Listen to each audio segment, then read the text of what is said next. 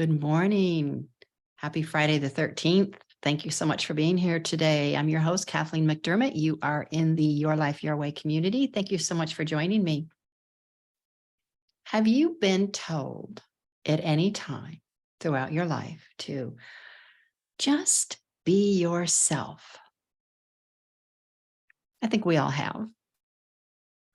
I know there's times in my life I've been told that. And to be quite honest, there are many times when I've asked myself, who really is that? Who really is myself?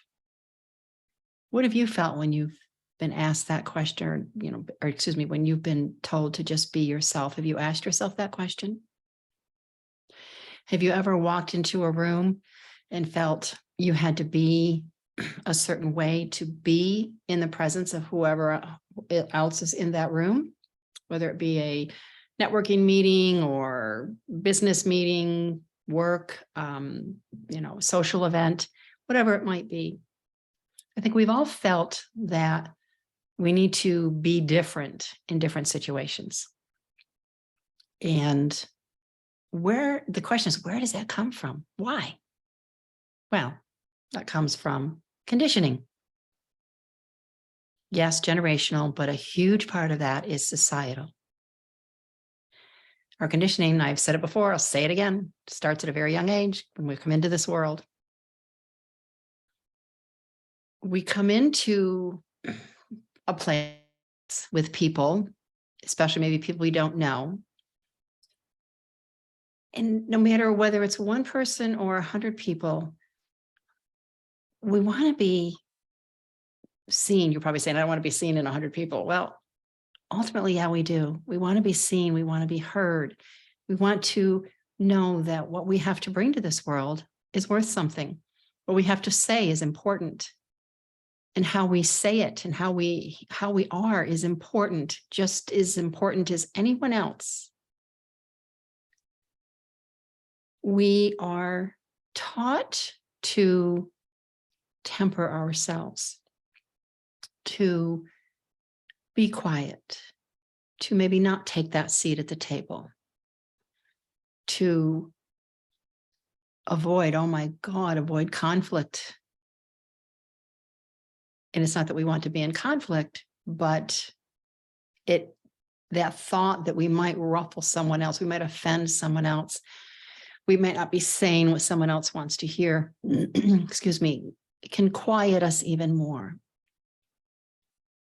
The conditioning that we experience throughout our life, and a huge part of that does come from our years in school and being around and learning how other people behave and how we're told we should be. We learn this. And I find it can be very confusing through life, very confusing, especially when you feel something inside shouting at you, pulling at you to be different, to be who you are, to be that isn't you. I mean, we feel it. You have to feel that sometimes inside, that when you're in a situation that just doesn't feel right within your heart and soul, don't you feel that pull to just stop being that way and uncover who you really are and be that person you're meant to be, that you truly are? Think of it like an onion. You have all these layers of an onion, and then you get to that little part in the center. Our life of conditioning, everything, all these experiences, all these do this, do that this way, is an additional layer of the onion. And it's additional layer covering you. And we get so buried in these thoughts of how the rest of the world thinks that you should be and do, how family members think you should be and do, because in defense of them, they have their conditioning. So it's not a judgment or criticism of them. They have their conditioning. But somewhere along the way, it's really, really cool if somebody makes a decision to break the cycles. Because then freedom is a whole new word, because you're now freeing yourself, you're stopping the cycle, you're freeing the ancestors, and you're freeing those going forward. That at the center of that onion is you. The real you, the honest to God, real you, And to be in that center under all those layers, to be hidden away, to not be seen, to not be heard, it's just plain wrong. It's not healthy. It's suffocating. Have you ever felt that I know I have felt too much for some, not enough for others. And it took a long time for me to reach a point where I realized, who the heck cares? That's not my problem. It was theirs. If someone is reacting to me and how I am, that's their issue. However, when I am reacting or feeling something from what someone is saying or doing, then it's my cue to ask myself, what's going on? What do I still want to work on to overcome that? And that is you too, my dear. So it's the time to go in. It's not a time to judge yourself. It is not a time to be hard on yourself. It is a time for you to recognize that so much of this was placed there for you to be, to exist, and it's never been yours. Never. So being in a position of worrying about walking into a space, a room, and being with others and how you need to be, it's hard. It's hard to be conditioned to dread Mondays. It's hard to be how you were never meant to be. And believe me when I say, it sounds like, oh, it just affects who you are, but it's affecting everyone that you love. And I say this from personal experience. If you do not recognize your conditioning, if you do not accept it as something that is workable, that you can release, if you continue to stay in it, you'll continue to be in suffering, more challenges, but you'll also be passing it forward if you have children. And this is what I mean by breaking the cycle. This stuff was passed on to you. And when you choose to break it, you begin to teach your children to free themselves from it. You're setting a different example. If you don't have children, you're still adding to society in a way that gives others the courage to recognize theirs and to work to release it. It's very hard to stay in it. You know, some will say, I've been told, well, this is just the way I am. I can't change, just the way, it's the way it always been. Well, yeah, you could look at it that way. You absolutely could. It's hard. How's that feel? How's that working for you?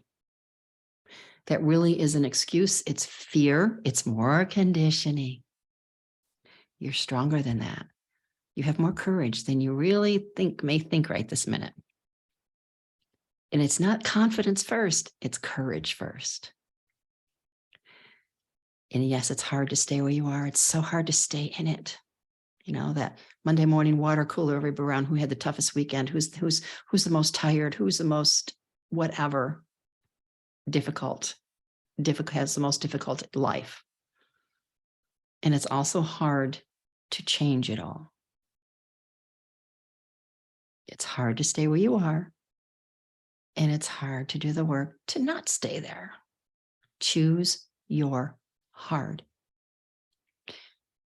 Because staying where you are is affecting the quality of your life. It's probably affecting your work. It's affecting your relationships.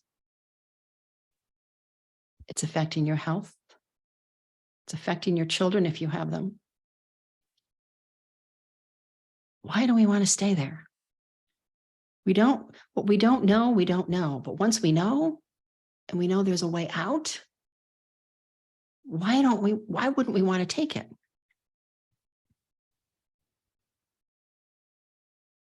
take some time. And I know you're probably not going to want to do this because writing things down makes it seem so real. And then, of course, there's that always, what if somebody sees it? What if somebody reads it?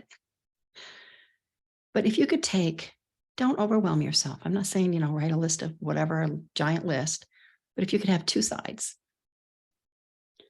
One is a side, maybe pick 1, 2, 3 things that you're really having angst about, that really just hasn't felt right to you.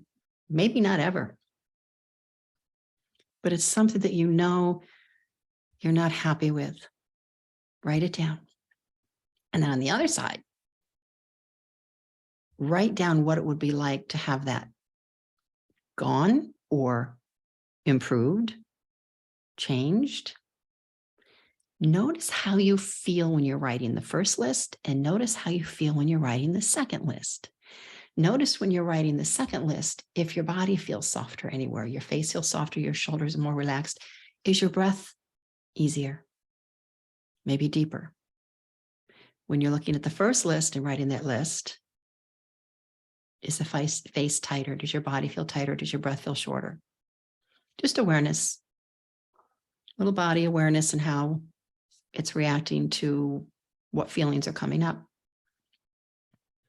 And then pick one thing. It can be a small, tiny little thing, but still something that you've been avoiding changing or feeling that you can't for whatever reason that has been implanted in your head, imprinted in your head. And just start with that. Just look at it and how might you make that change? How might you plan right now? Lay it out. How would you get to that new, happier, more joyful, peaceful, calm result?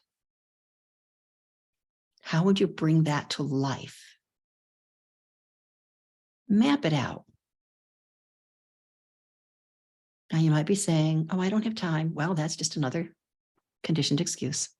We have time for the things that are important to us. We make a priority for.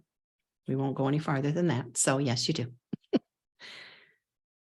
See if you can begin to take a baby step to actually make it happen. Take an action step. Have the courage. You've written the list. You have the courage to map it out. Have the courage to take one action step towards bringing that to life.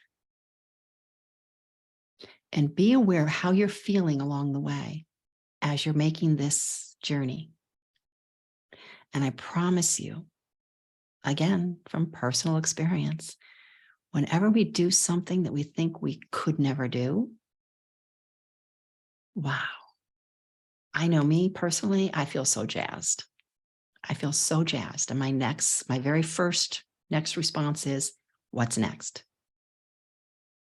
What's next? And I will tell you, when you're writing the list, when you're mapping the plan, and when you're taking the action step, yes, that little voice of ego and conditioning is going to be shouting at you. You can't do that. Who do you think you are? You need to stop. You need to stay in this box you're in. Well, let it yell all at once. Let it tell you, you have to go here and do that. You have to go do laundry. You have to, oh my God, you have to go do whatever. You have to go do something. You have to get away from this. You can't do this. Let it yell all at once. Let it scream and holler. Just keep breathing. Keep moving. It's going to keep yelling. But what's happening is you're going to show that voice, that part of you, that you've got this, that you're okay. It's going to be okay. And the more you move forward,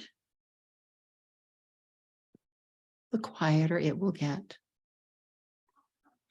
And when, oh, my stomach just growled. I don't know if you could hear that or not. Apparently I need some food. When you reach the part of having it awesome, you've done it, you've succeeded. I'll bet you that voice will just shut right up. And you can say, see, all is well. All is absolutely fantastic. Then you can say, what's next? Now, I will say that it is a practice. The voice will be there. It's always going to want to be there to, keep you safe. But that so-called safety in the comfort zone is BS, because that comfort zone is not comfortable. There is absolutely no greatness in that comfort zone. There is no true, fully living life in that comfort zone. Your life is your gift. To live it however you'd like. I hope that doesn't mean that you're willing to stay in the conditioning once you know that that has been the challenge.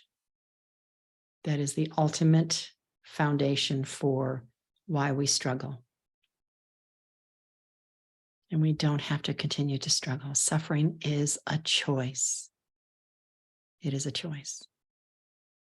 Now, that's not saying that we aren't going to have some pretty serious challenges and changes in our life. Excuse me. Life has a way of, not going how we plan. They're saying, plan something and gives the universe or God or source or whatever you personally believe the opportunity, to change it up. So our expectations don't always come out the way we expect. But it is a practice. And what happens is, as we work within this process of peeling away the layers, of shedding the layers, and each time you reach that point of, wow, I did it. I can let that go. It doesn't serve me anymore. You're on to the next one. And that understanding that you're learning about how that all works, both generational and societal, it really opens up space to give others compassion.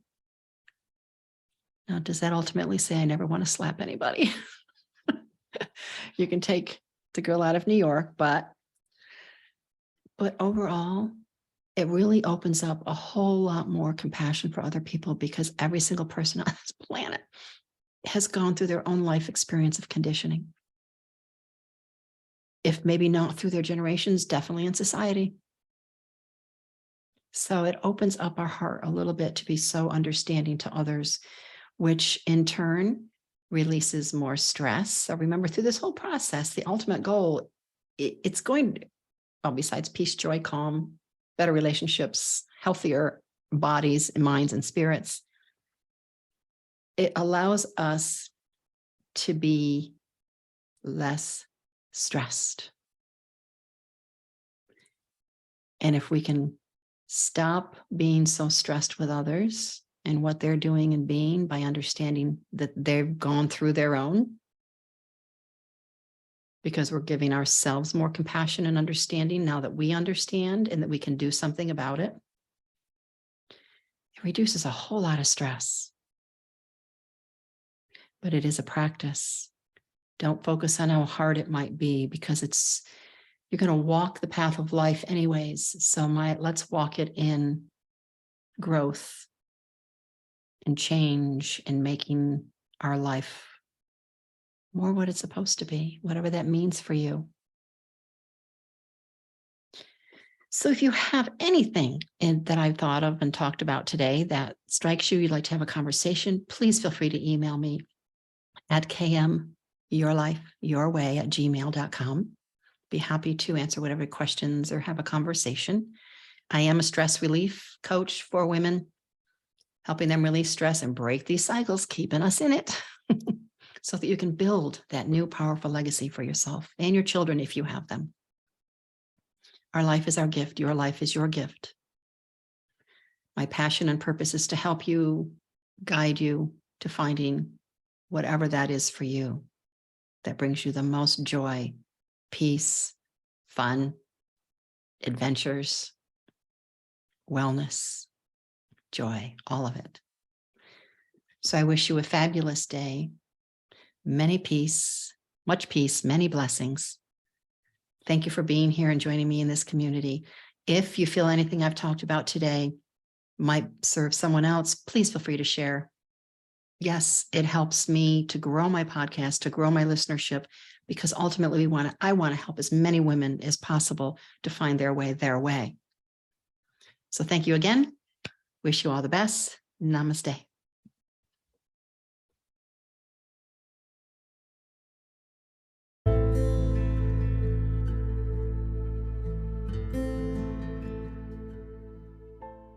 Your life, your way means being yourself, the right to be yourself. We're going to talk more about that. I think it's a deeper, broader subject. How do we shed more of those layers? How do we really be comfortable being ourselves everywhere? Days that we don't feel like peopling, days that we just don't feel like talking a lot, days that we don't feel like smiling a lot. We have those days. It's part of being human. It's part of life. But days when we really feel like we have to be on all the time or we have to be off.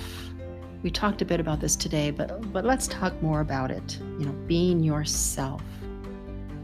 You are a beautiful, gifted, courageous soul filled with strength and grace. Please remember that.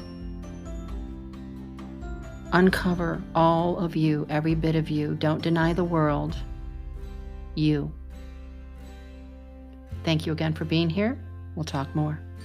Bye-bye.